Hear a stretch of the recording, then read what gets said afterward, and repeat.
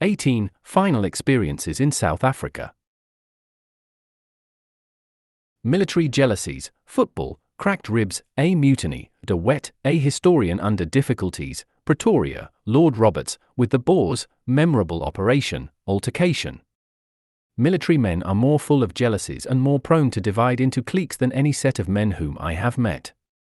South Africa was rent with their quarrels, and one heard on every side of how general this was, daggers drawn with general that. But the great cleavage of all was between the Roberts men and the Boer men. The former were certainly very bitter against the reliever of Ladysmith, and the comment about the difference between his evening telegrams and those of next morning were painful to hear. I had, however, less sympathy, as Boer was a coarse-fibred man, though a brave soldier. Several authentic anecdotes pointed to this want of perception. When, for example, he entered Ladysmith, the defenders saved up a few cakes and other luxuries for the day of their release. These they laid before Boer at the welcoming lunch. "I thought you were a starving city," said he, looking round at them. This story I heard from several men who claimed to speak with knowledge as well as bitterness. It would have been sad had Boer's long meritorious, hard-fighting career gone down in clouds, but it cannot be denied that in the French, or I think in any other service, he could not have survived Colenso. The strange speech which he made at a London luncheon after the war proved, I think, that his mind had lost something of its grip of realities. Roberts, as usual, played the noblest possible part in this unhappy controversy. "I shall handle Boer with all possible tenderness," he said to one of his staff, and he lived up to his words. I found the hospital on my return to be in a very improved condition. I fell ill myself, however, though it was not serious enough to incapacitate me. I still think that if I had not been inoculated I should at that time have had enteric, and there was surely something insidious in my system, for it was a good 10 years before my digestion had recovered its tone. My condition was not improved by a severe bruising of the ribs caused by a foul in one of the inter-hospital football matches which we had organized in order to take the minds of the men from their incessant work. Charles Gibbs strapped me up with plaster, as in a corset, but I was getting too old for rough handling which I could have smiled at in my youth. One quaint memory of those days rises before me. There was a sharp quarrel between Drury, our military CO representing routine discipline, and our cooks and servants representing civilian ideas of liberty. It was mishandled and had reached such a point when I returned from the army that the men were on absolute strike, the work was disorganized and the patients were suffering. Drury was breathing fire and fury, which only made the men more obdurate. It really looked as if there might be a considerable scandal, and I felt that it was just such a case as Mr. Langman would have wished me to handle. I asked leave of Major Drury, therefore, that I might take the matter up, and he was, I fancy, very glad that I should, for he was at the end of his resources, and a public exposure of a disorganized unit means also a discredited commander. I therefore sat behind the long mess table, and had the 6 ringleaders before me, all standing in a line with sullen mutiny in their faces. I talked to them gently and quietly, saying that I was in some sense responsible for them, since several of them had been enlisted by me. I sympathized with them in all they had gone through, and said that all our nerves had been a little overstrained, but that duty and discipline must rise above our bodily weakness. No doubt their superiors also had been strained and some allowance must be made on both sides. I then took a graver tone. "This matter is just going forward for court-martial and I have intervened at the last instant. You clearly understand your own position. You have disobeyed orders on active service in the presence of the enemy. There is only one punishment possible for such an offense. It is death." 6 pairs of eyes stared wildly in front of me. Having produced my effect I went into their grievances, promised that they should be considered, and demanded an apology to Major Drury as the condition for doing anything further. They were 6 chastened men who filed out of the marquee, the apology was forthcoming, and there were no more troubles in the camp. An anxiety came to us about this time from a very unexpected cause, for Archie Langman, who had been my good comrade in my visit to the army, went off again, trekking up country with the Imperial Yeomanry and ran right into the arms of de Wet, who had just raided the line and won a small victory at a place called Rudeville. The famous guerrilla leader was stern but just, and he treated the hospital men with consideration, so that Archie returned none the worse for his adventure. But there was a bad day or two for me between our learning of his capture and of his release. The army had got forward with little fighting, and Pretoria was in our hands. It seemed to all of us that the campaign was over and that only cleaning up remained to be done.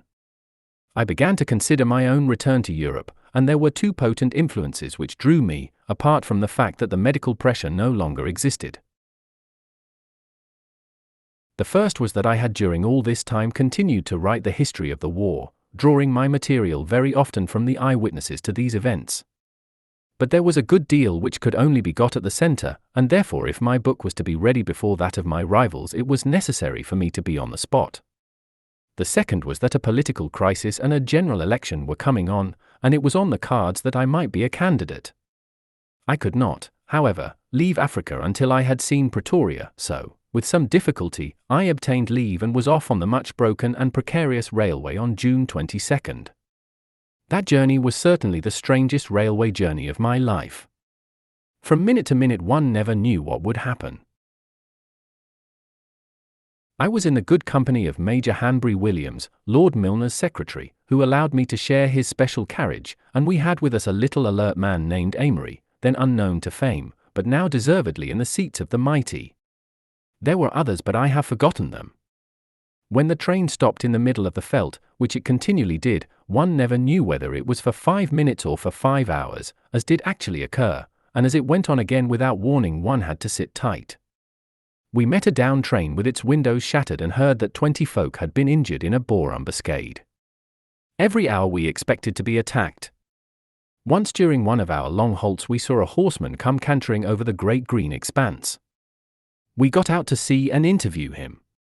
He was a tall, slab-sided fellow, unarmed, but with a rakish debonair look to him. He said he was a loyal British farmer, but I had no doubt in my own mind that he was a Boer scout who wanted to see what our train was carrying. He sat easy in his saddle for some little time, chatting with us, and then suddenly wheeled his grey horse round and galloped away. Some way further down the line we saw a farm burning, and a fringe of our irregulars riding round it. I was told that it was one of De Wet's farms and that it was a punishment for cutting the line. The whole scene might have been the Middle Ages, say a company of moss troopers on a raid over the English border. When we came to the place of the Roodeville disaster, where our Derbyshire militia had been sadly cut up by De Wet, the train had to stop, for the line was under repair, and we were able to go over the ground. The place was littered with shells for the heavy guns taken from some looted train. Then there were acres covered with charred or partly charred letters, blowing about in the wind, for De Wet had burned the mail bags, one of his less sportsmanlike actions. Napoleon went one better, however, on a certain occasion when he published an intercepted British mail, which led to a British reprisal of the same sort, not at all conducive to the peace of families. I picked up one letter which fluttered up to me, and I read in rough handwriting, "I hope you have killed all them Boers by now," with many kisses underneath. Among other things were some of the band instruments, across which De Wet had driven his heavy wagons. It gave me a strange thrill when I looked out early one morning at a deserted platform and saw the word Pretoria printed upon a board. Here we were at last at the very centre of all things. The Transvaal Hotel was open, and for several days it was my headquarters while I examined men and things. One of my first tasks was to see Lord Roberts, who desired to interview me on account of some sensational articles by Burdickcoats which had appeared in the London press upon the state of the hospitals. Of course that state had in many cases, possibly in all, been awful, but the reason lay in the terrible and sudden emergency. Everyone had done his best to meet it and had met it to a surprising degree, but cases of hardship were numerous all the same. This I explained to Lord Roberts, and also to the Royal Commission in London. As an unpaid independent volunteer my words may have had more weight than those of some far greater authority who was personally involved. I can see Roberts now as he sat behind a small desk in his room. His face looked red and engorged, but that was due no doubt to his life in the sun. He was urbane and alert, reminding me at once of our former meeting in London. His light blue eyes were full of intelligence and kindness, but they had the watery look of age. Indeed, I can hardly remember in all military history a case where a man over 70 had been called out from retirement to conduct so arduous a campaign, and it was his conception of the fine flank march to Paardeberg which had actually beaten the Boers, however long they might keep up appearances of resistance. We had a short vivid talk and I never saw him again until he came to my own house at Hindhead to inspect my rifle range in 1902. Of Lord Kitchener I saw nothing at Pretoria, but on one occasion a big man on a huge bay horse went past me at a hand gallop on the veldt, and as he passed he waved his hand, and I knew it was the famous soldier. He had been under a cloud since Paardeberg, and indeed it is hard to see how his tactics can be justified, since he attacked the Boers and lost some 2,000 men when they were headed off and were bound to surrender in any case. There may be reasons unknown to a civilian, but I have heard soldiers speak warmly about it, for some of the attackers were mounted troops who had to gallop to the edge of the donga, and could do nothing when they got there. Colonel Hannery actually registered some protest before obeying the orders in which he and many of his men met their death. However, it was to Kitchener that all men turned now when the organization of the lines of communication was the vital point, and that rather than actual battle was his forte. I have been told by some who have been in action with him that he became nervously restless and impatient in a fight, while Roberts, on the other hand, became cooler and more quiet the greater the danger grew. In organization, however, Kitchener was inhuman in his cool accuracy. Regret to report great dynamite explosion. 40 Kaffirs killed, was the report of one officer. Do you need more dynamite, was the answering telegram from Lord Kitchener. There was a bench outside my hotel on which a group of old bearded burghers used to smoke their pipes every day. I went down and sat among them with my Boer pipe filled with the best Magaliesberg. I said nothing, so soon they began to make advances, speaking excellent English in rough guttural fashion. Boer was not far from the town, and it was notorious that spies took him out the news every night. These old fellows were clearly a collecting station, so I thought it would be useful to give them something to ponder. After conversational remarks one of them said, "Tell us, mister, when are we to have peace?" They were under the impression that the whole British nation was longing for peace, and it was this which encouraged the resistance. "Oh," said I hope not for a long time yet." They all looked at each other, and then the spokesman said, "Why do you say that, mister?" "Well, it's this way," said I. "This country, you see, is going to be a British colony. It would be very awkward for us to have a colony which was full of dangerous men. We couldn't kill them then, could we? They would be fellow citizens and under the law's protection, the same as we. Our only chance is to kill them now, and that's what we will do if we have the time." The old fellows all grunted and puffed furiously at their pipes, but they could find no answer. Possibly some version of the matter may have reached the point I was aiming at. Our longest excursion from Pretoria was to Waterval, whither Bennett Burleigh took me in his Cape cart. Once we got quite close to a Boer patrol, about a dozen horsemen. Burleigh could not believe that they were actually the enemy until I pointed out that several of the horses were white, which was hardly ever known in our service. He then examined them with his glass, and found I was right. They were clearly on some quest of their own, for they took no notice of us, though they could easily have cut us off.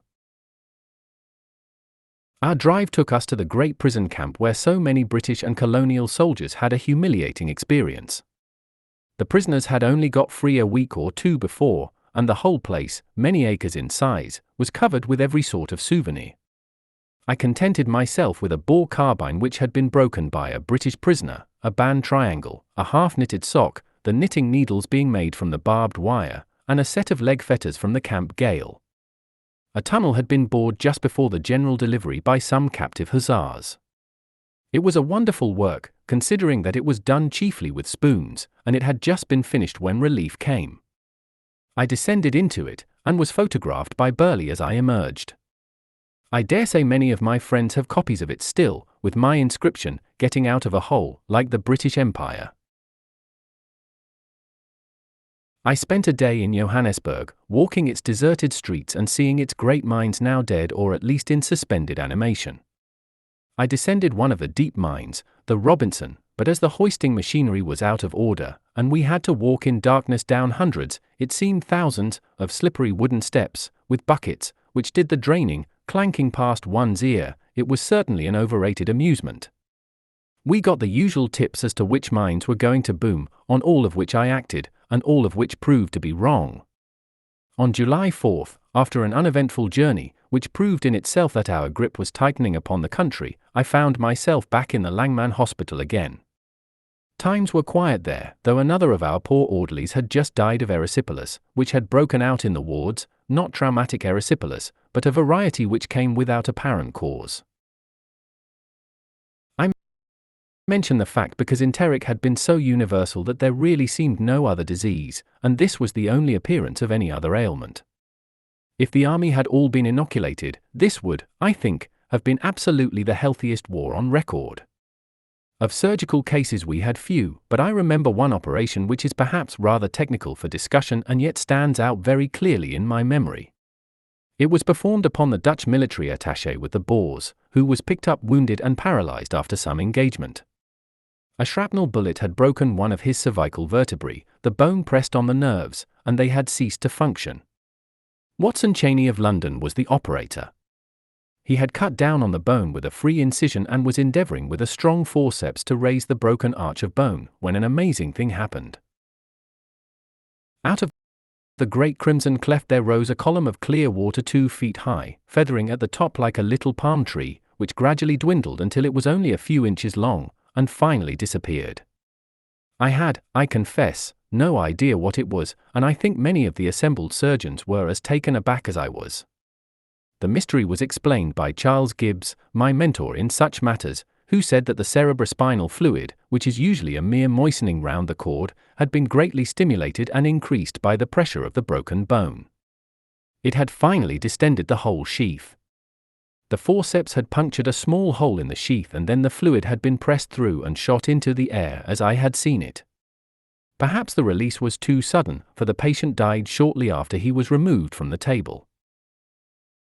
Charles Gibbs is still in practice, and senior surgeon of Charing Cross Hospital, but he will forgive me if I remind him that his pupil did once score over him. One of my enteric patients was obviously dying and kept murmuring that he would like some solid food. Of course, the first law in treating enteric is, or was, that diet must be fluid, as the intestine is ulcerated and puncture of it means death by peritonitis. I said to Gibbs, "Do you consider that this man is sure to die?" "He is certainly as bad as he can be," said Gibbs. "Well then," said I propose to give him a solid meal." Gibbs shook his head and was shocked. "It is a great responsibility you take." "What's the odds," I asked, "if he has to die anyhow?" "Well, it's just the difference whether you kill him or the disease does." "Well, I'll take the chance," said I, and I did so. A year or so later I was attending a public meeting at Edinburgh when the following letter, which I copy from my book of curiosities, was handed up to me. 128, Royal Road, Kennington Park, London, SE October 1st, 1900. Sir, as one who was under your care at Bloemfontein in a Langman's Hospital, I hope you will forgive me in taking the liberty of wishing you success at Edinburgh. I am actuated in this not only by political principles but by the fact that I, and others, owe my life to your kindness and care. You may not remember me, sir, but I can assure you the remembrance of you is written in my mind and can never be removed. Again wishing you success and hoping you will pardon this liberty, I remain, sir, yours obediently, P.T.E. M. Hanlon, C.I.V. M. Hanlon was my enteric patient and he had never looked back from the day he had that square meal. But I don't say it was an example of the family practitioner to copy. On July 11th I went on board the Briton at Cape Town and we sailed for England once more. I called upon Sir Alfred Milner before I left, and found him a very much older man than when only a few years before I had met him on the eve of his African experience. His hair was grizzled and his shoulders bowed, but his brave heart was as steadfast as ever, nor did it ever fail until his hard and thankless task was done. He made one error, I think, when he desired to keep South Africa under martial law when the war was over, but who could have done better, or as well, under the intolerable conditions which he had to face? It was a remarkable passenger list on the Briton, and a very joyous voyage. The Duke of Norfolk and his brother Lord Edward Talbot were two of the most cheery people on the ship. It was a weird sight to see the senior Baron of England and a lumpy Hollander sitting face to face on a spar, and slashing each other with bladders to see which could knock off the other. Blood told, if I remember right. Then there was Sir John Willoughby, of Jameson Raid fame, Lady Sarah Wilson from Mafeking, the Duke of Marlborough, Lady Arthur Grosvenor, the Honourable Ivor Guest, and many famous soldiers. Especially was I fortunate in my friendship with Fletcher Robinson and with Nevin Son, which was cemented by this closer association. Only one cloud marred the serenity of that golden voyage. There was a foreign officer on board, whose name I will not mention, who had been with the Boers and who talked with great indiscretion as to his experiences and opinions. He stated in my presence that the British had habitually used dum-dum bullets, on which I lost my temper and told him he was a liar. I must say that he behaved very well, for after thinking it over he saw that he was in the wrong, and he sent Dawn, my friend Robinson, to my cabin with a query as to whether I would accept an apology. I answered that I would not, since it was the army, and not me, which had been insulted. In an hour Robinson reappeared with the following letter, which ended what might have been a serious incident. Dear Sir, allow me to tell you that I regret lively what I said about expanding bullets, which I said, but after hearsaying evidence I request you to let everybody know that I strongly wish on the contrary that I desire to be on best terms with every Englishman, and beg you for that to be my interpreter. Yours very truly. The first days of August saw me in London once more, and soon all that strange episode, the green expanse of the veldt, the flat-topped hills, the enteric wards, had become the vision of a dream. 19. An appeal to The World's Opinion, misrepresentation, sudden resolve, Reginald Smith, a week's hard work, the cause and conduct of the war, translations, German letter, complete success, surplus. One of the most pleasing and complete episodes in my life was connected with the pamphlet which I wrote upon the methods and objects of our soldiers in South Africa. It was an attempt to stem the extraordinary outbreak of defamation which had broken out in every country, or nearly every country, in Europe, and which had attained such a height that it really seemed that on this absolutely fictitious basis might be built up a powerful political combination which would involve us in a serious war. I can well remember the inception of my enterprise. The date was January 7, 1902. The day was a Tuesday. Sir Henry Thompson was holding that evening one of those charming octave dinners at which it was my occasional privilege to attend, and I was going up to town from Hindhead to keep the engagement. Sitting alone in a carriage I read the foreign correspondence of the Times. In a single column there were accounts of meetings in all parts of Europe, notably one of some hundreds of Rhineland clergymen, protesting against our brutalities to our enemies. There followed a whole column of extracts from foreign papers, with grotesque descriptions of our barbarities. To anyone who knew the easygoing British soldier or the character of his leaders the thing was unspeakably absurd, and yet, as I laid down the paper and thought the matter over, I could not but admit that these continental people were acting under a generous and unselfish motive which was much to their credit. How could they help believing those things, and, believing them, was it not their duty by meeting, by article, by any means, to denounce them? Could we accuse them of being credulous?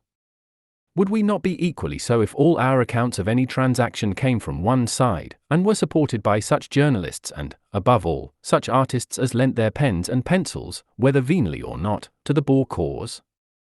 Of course we would. And whose fault was it that our side of the question was not equally laid before the jury of the civilized world? Perhaps we were too proud, perhaps we were too negligent, but the fact was obvious that judgment was being given against us by default.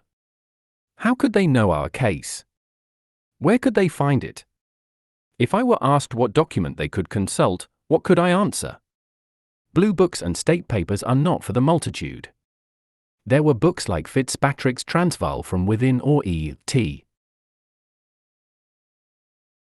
Cook's Rights and Wrongs, but these were expensive volumes, and not readily translated. Nowhere could be found a statement which covered the whole ground in a simple fashion. Why didn't some Briton draw it up? And then, like a bullet through my head, came the thought, why don't you draw it up yourself? The next instant I was on fire with the idea. Seldom in my life have I been so conscious of a direct imperative call which drove every other thought from the mind. If I were a humble advocate, it was all the better, since I could have no axe to grind. I was fairly well posted in the facts already, as I had written an interim history of the war. I had seen something of the campaign, and possessed many documents which bore upon the matter. My plans widened every instant.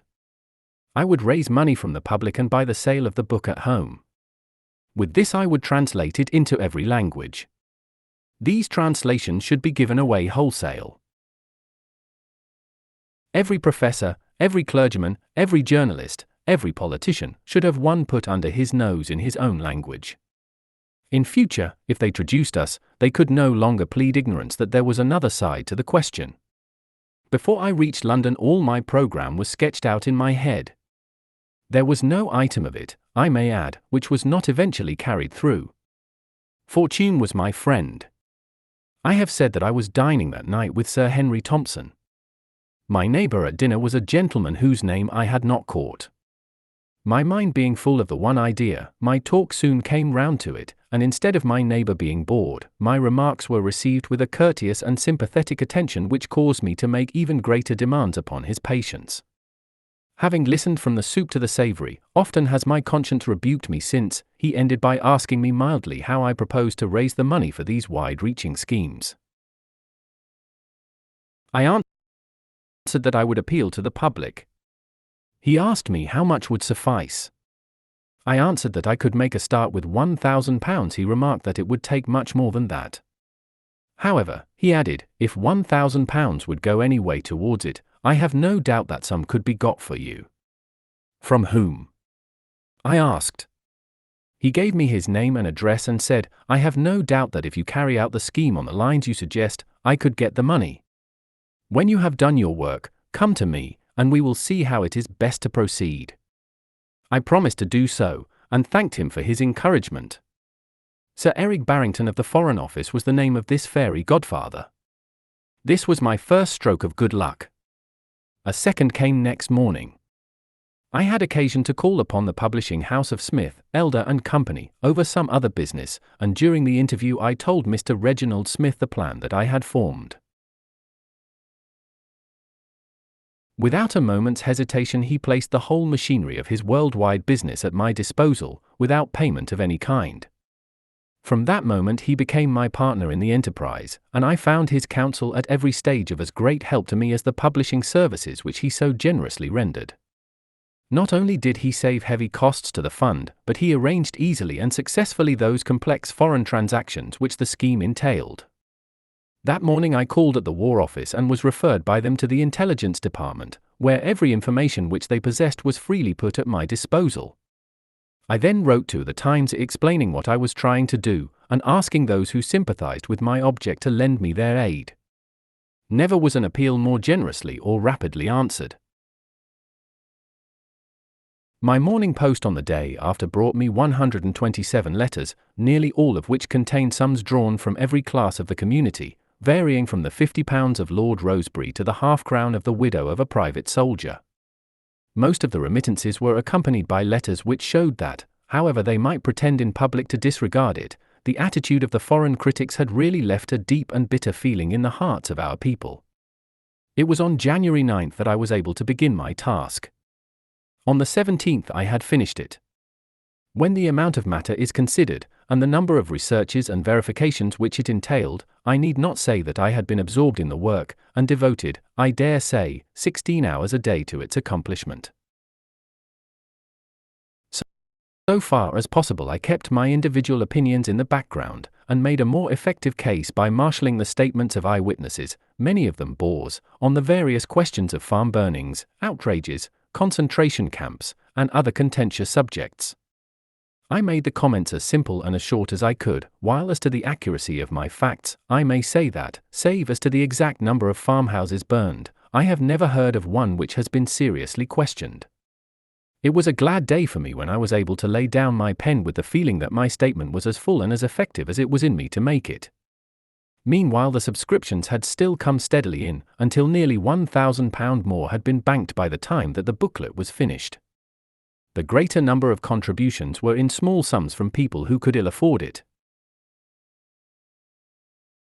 One notable feature was the number of governesses and others residing abroad whose lives had been embittered by their inability to answer the slanders which were daily uttered in their presence. Many of these sent their small donations.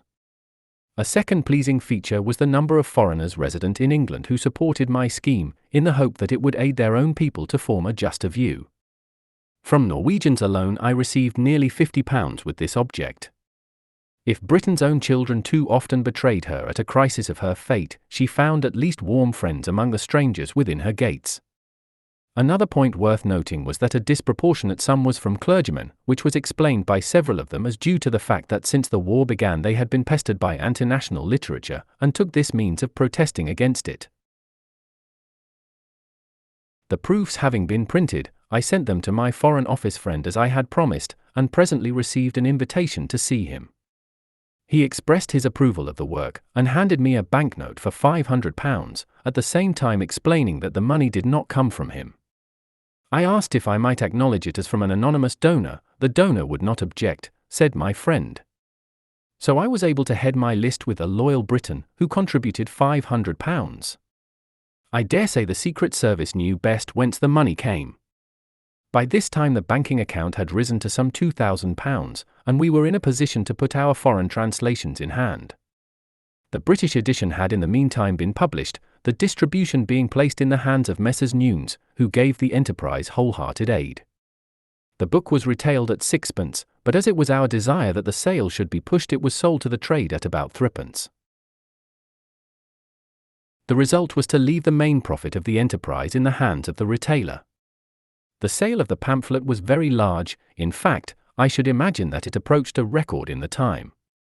Some 250,000 copies were sold in Great Britain very quickly, and about 300,000 within a couple of months.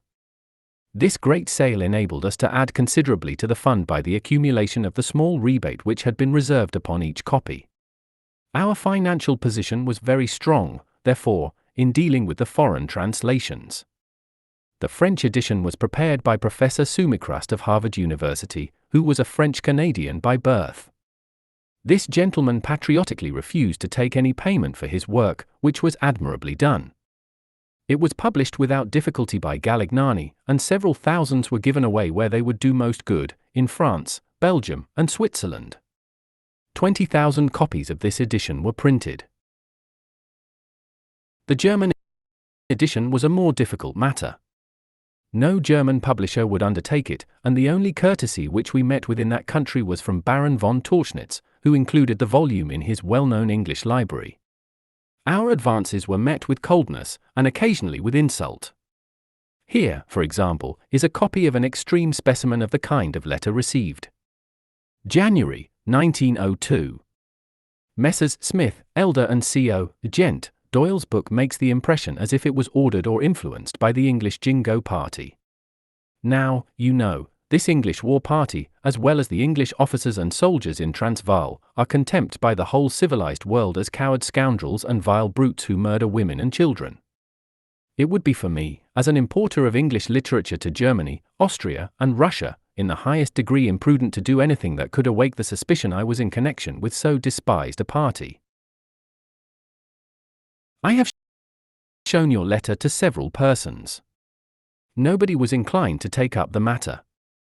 There is a mixture of venom and smugness about this epistle which gives it a high place in my collection. In spite of rebuffs, however, I found an Anglo-German publishing house in Berlin to undertake the work, and with the assistance of Herr Kurt von Musgrave, who gave me an excellent translation, I was able to work off more than one very large edition, which had a perceptible effect in modifying the tone of that portion of the German press which was open to reason. Altogether 20,000 copies were distributed in the fatherland and German-speaking Austria. I remember one whimsical incident at this time. Somewhat tired, after the book was in the press, I went down to Seaford for a rest. While there, a message reached me that a Pan-German officer of Landwehr had come over to London, and desired to see me. I wired that I could not come up, but that I should be happy to see him if he came down. Down he came accordingly, a fine, upstanding, soldierly man, speaking excellent English. The German proofs had passed through his hands, and he was much distressed by the way in which I had spoken of the hostility which his countrymen had shown us, and its effect upon our feelings towards them. We sat all day and argued the question out. His great point, as a pan-German, was that some day both Germany and Britain would have to fight Russia, Britain for India, and Germany perhaps for the Baltic provinces. Therefore they should keep in close touch with each other. I assured him that at the time the feeling in this country was much more bitter against Germany than against Russia. He doubted it. I suggested as a test that he should try the question upon any bus driver in London as a fair index of popular opinion. He was very anxious that I should modify certain paragraphs, and I was equally determined not to do so, as I was convinced they were true. Finally, when he left me on his return to London, he said, "Well, I have come 800 miles to see you, and I ask you now as a final request that in the translation you will allow the one word alas, to be put at the opening of that paragraph." I was perfectly ready to agree to this, so he got one word in exchange for 1,600 miles of travel, and I think it was a very sporting venture. One charming incident connected with this German translation was that a small group of Swiss, and in no country had we such warm-hearted friends as among the minority in Switzerland, were so keen upon the cause that they had a translation and an edition of their own, with large print and maps. It was published independently at Zurich, Dr. Angst, the British consul in that town, helping to organize it. Amongst other good friends who worked hard for the truth, and exposed themselves to much obloquy in doing so, were Professor Naville, the eminent Egyptologist of Geneva, and Monsieur Talichet, the well-known editor of the Bibliothèque Universelle of Lausanne, who sacrificed the circulation of his old-established magazine in upholding our cause. So much for the French and German editions. The American and Canadian had arranged themselves. There remained the Spanish, Portuguese, Italian, Hungarian, and Russian, all of which were rapidly prepared and circulated without a hitch, save that in the case of the Russian, which was published at Odessa, the censor suppressed it at the last instant.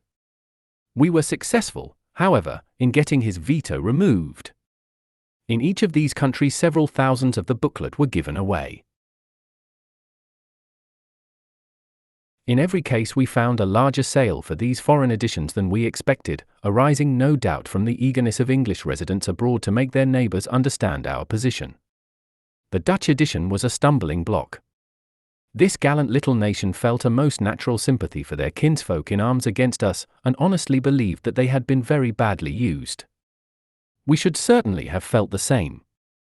The result was that we were entirely unable to find either publisher or distributor. The greater the opposition, the more obvious was the need for the book, so Mr. Reginald Smith arranged that a large edition should be printed here, and sent direct to all leaders of Dutch opinion. I believe that out of some 5,000 copies not more than 20 were sent back to us. The Norwegian edition also presented some difficulties which were overcome by the assistance of Mr. Thomas Sen of the Verdensgang. This gentleman's paper was entirely opposed to us, but in the interests of fair play he helped me to get my book before the public. I hope that some relaxation in his attitude towards us in his paper may have been due to a fuller comprehension of our case, and a realization of the fact that a nation does not make great sacrifices extending over years for an ignoble cause. One other incident in connection with the Norwegian edition is pleasant for me to recall. I had prefaced each continental version with a special foreword, designed to arrest the attention of the particular people whom I was addressing. In this case, when the book was going to press in Christiania, the preface had not arrived from the translator, the accomplished Madame Brockman, and as she lived 100 miles off, with all the passes blocked by a phenomenal snowstorm, it looked as if it must be omitted. Finally, however, my short address to the Scandinavian people was heliographed across from snow peak to snow peak, and so found its way to the book. There was one other language into which the book needed to be translated, and that was the Welsh, for the vernacular press of the Principality was almost entirely pro-Boer, and the Welsh people had the most distorted information as to the cause for which their fellow countrymen fought so bravely in the field. The translation was done by Mr. W. Evans, and some 10,000 copies were printed for distribution through the agency of the Cardiff Western Mail. This finished our labours. Our total output was 300,000 of the British edition, about 50,000 in Canada and the United States, 20,000 in Germany, 20,000 in France, 5,000 in Holland, 10,000 in Wales, 8,000 in Hungary, 5,000 in Norway and Sweden, 3,500 in Portugal, 10,000 in Spain, 5,000 in Italy, and 5,000 in Russia. There were editions in Tamil and Kannarese, the numbers of which I do not know. In all, I have seen 20 different presentments of my little book. The total sum at our disposal amounted to about £5,000, of which, speaking roughly, half came from subscriptions and the other half was earned by the book itself. It was not long before we had the most gratifying evidence of the success of these efforts. There was a rapid and marked change in the tone of the whole continental press, which may have been a coincidence, but was certainly a pleasing one. In the case of many important organs of public opinion there could, however, be no question of coincidence, as the arguments advanced in the booklet and the facts quoted were cited in their leading articles as having modified their former anti-British views. This was the case with the Tagblatt of Vienna, whose London representative, Dr. Maurice Ernst, helped me in every way to approach the Austrian public.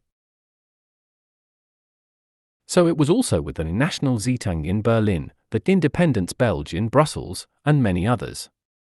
In the greater number of cases, however, it was unreasonable to suppose that a journal would publicly eat its own words, and the best result for which we could hope was that which we often attained, an altered and less acrimonious tone.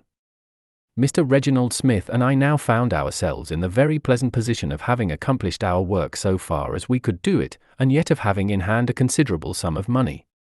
What were we to do with it? To return it to subscribers was impossible, and indeed at least half of it would have to be returned to ourselves since it had been earned by the sale of the book. I felt that the subscribers had given me a free hand with the money, to use it to the best of my judgment for national aims. Our first expense was in immediate connection with the object in view, for we endeavored to supplement the effect of the booklet by circulating a large number of an excellent Austrian work, Recht and Unrecht im Burenkrieg, by Dr. Ferdinand Herz. 600 of these were distributed where they might do most good. Our next move was to purchase half a dozen very handsome gold cigarette cases. On the back of each was engraved, "From friends in England to a friend of England." These were distributed to a few of those who had stood most staunchly by us. One went to the eminent French publicist, Monsieur Yves Guyot, a second to Monsieur Talichet of Lausanne, a third to Mr. Sumicrast, and a fourth to Professor Naville. By a happy coincidence the latter gentleman happened to be in this country at the time, and I had the pleasure of slipping the small souvenir into his hand as he put on his overcoat in the hall of the Athenaeum Club. I have seldom seen anyone look more surprised. There remained a considerable sum, and Mr. Reginald Smith shared my opinion that we should find some permanent use for it, and that this use should bring benefit to natives of South Africa. We therefore forwarded £1,000 to Edinburgh University, to be so invested as to give a return of £40 a year, which should be devoted to the South African student who acquitted himself with most distinction.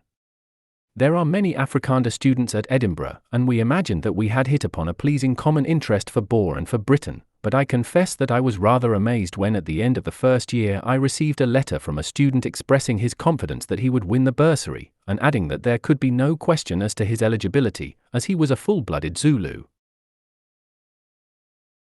The fund, however, was by no means exhausted, and we were able to make contributions to the Civilian Riflemen's Movement, to the Union Jack Club, to the Indian Famine, to the Japanese Nursing, to the Irish Old Soldiers Institute, to the Fund for Distressed Boers, and to many other deserving objects. These donations varied from 50 guineas to 10. Finally we were left with a residuum which amounted to £309 OS. For D. Mr. Reginald Smith and I sat in solemn conclave over this sum, and discussed how it might best be used for the needs of the Empire. The fourpence presented no difficulty, for we worked it off upon the crossing sweeper outside, who had helped to relieve Delhi. £9 went in tobacco for the Chelsea veterans at Christmas. There remained the good round sum of £300. We bethought us of the saying that the safety of the Empire might depend upon a single shot from a 12-inch gun, and we devoted the whole amount to a magnificent cup, to be shot for by the various ships of the Channel Squadron, the winner to hold it for a single year. The stand of the cup was from the oak timbers of the Victory, and the trophy itself was a splendid one in solid silver gilt. By the kind and judicious co-operation of Admiral Sir Percy Scott, the Inspector of Target Practice, through whose hands the trophy passed to the senior admiral afloat, Sir Arthur Wilson, V.C., in command of the Channel Squadron. All difficulties were overcome and the cup was shot for that year, and has since produced, I am told, great emulation among the various crews. Our one condition was that it should not be retained in the mess room, but should be put out on the deck where the winning Blue Jackets could continually see it. I learned that the Exmouth came into Plymouth Harbour with the cup on the top of her fore turret. The one abiding impression left upon my mind by the whole episode is that our government does not use publicity enough in stating and defending its own case. If a private individual could, by spending £3,000 and putting in a month's work, make a marked impression upon the public opinion of the world, what could be done by a really rich and intelligent organization? But the first requisite is that you should honestly have a just cause to state. Who is there outside England who really knows the repeated and honest efforts made by us to settle the eternal Irish question and hold the scales fair between rival Irishmen? We certainly do, as a great Frenchman said, defend ourselves very badly. If we let cases go by default, how can we imagine that the verdict can be in our favor?